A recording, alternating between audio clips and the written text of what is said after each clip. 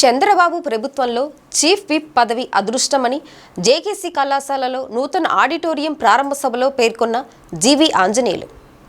కూటమి ప్రభుత్వంలో అసెంబ్లీలో చీఫ్ విప్గా పనిచేసే అవకాశం రావడం అదృష్టంగా భావిస్తున్నానని Vinukonda Telugu Desam party MLA GV Anjaneyulu అన్నారు.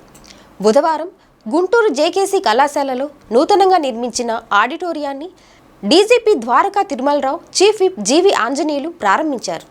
కళాశాల పూర్వ విద్యార్థుల సంఘం ఆధ్వర్యంలో జాగర్లమూడి లక్ష్మయ్య చౌదరి పేరుతో ఆడిటోరియాన్ని నిర్మించారు.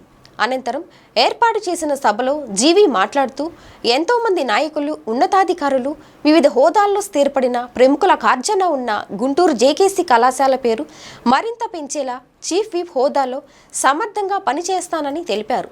జేకేసీ కళాశాలలో సుమారు 2.50 కోట్లకు పైగా నిధులతో ఇంత చక్కటి ఆడిటోరియం నిర్మించడం అభినందనీయమన్నారు.